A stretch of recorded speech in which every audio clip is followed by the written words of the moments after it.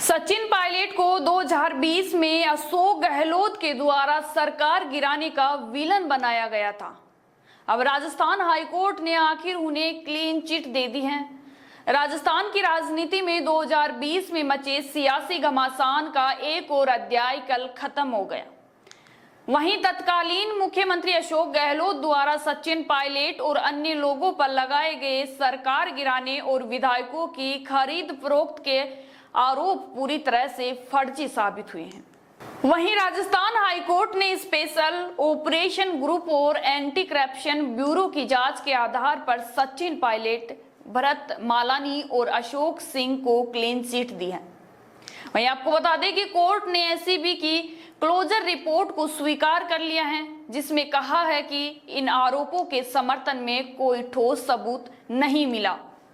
दरअसल मामला यह था कि गहलोत सरकार में साल 2020 में सियासी संकट के चलते सचिन पायलट अपने समर्थक विधायकों के साथ दिल्ली गए, लेकिन सचिन पायलट के खेमे से 3 विधायक वापस आ गए और उनके बाद सचिन पायलट मानेसर चले गए थे। इसके बाद उन पर सरकार गिराने की साजिश के आरोप लगे और आरोप लगे विधायकों को पैसे देकर खरीदने के। फिर विधायकों को खरीदने के मामले में एसीबी ने जांच की। इस रिपोर्ट में उन्होंने कहा कि निर्दलीय विधायक रमीला खड़िया को पैसे देकर खरीदने की कहानी फर्जी है। वहीं आपको बता दें कि 10 जुलाई 2020 को राजस्थान के एसओजी ने भरत मालानी और अशोक सिंह को गिरफ्तार किया था।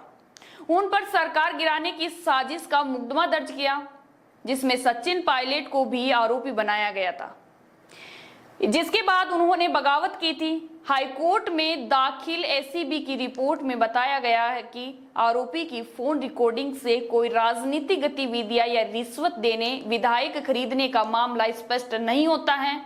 वहीं रिकॉर्डिंग में सामान्य राजनीतिक बातचीत, सट्टेबाजी, जुआ और महिलाओं की बातचीत और निजी बातें सुनाई दी गई। इसके अलावा बैंक खातों की जांच में कोई भी बड़ी राशि का ट्रांजैक्शन सामने भी नहीं आया। एसीबी ने रिपोर्ट में यह भी बताया कि जांच के दौरान किसी भी विधायक ने यह बात नहीं बताई कि आरोपियों ने उनसे संपर्क करने की कोशिश की।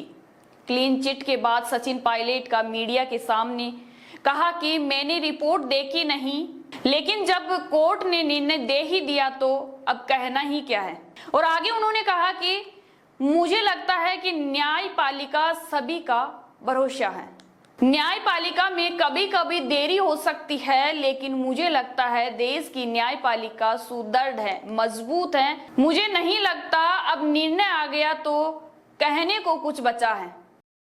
बच्चों के भविष्य से खिलवाड़, ग्रामीण क्षेत्र में गुम विकास, न्याय क्रिया में भेदभाव, दबी हुई गरीबों की आवाज, पर अब होगी जनता की बात। सड़क से पहुंचेगी संसद तक आवाज। सिर्फ सुन सरकार। देखिए चाणक्य न्यूज इंडिया पर।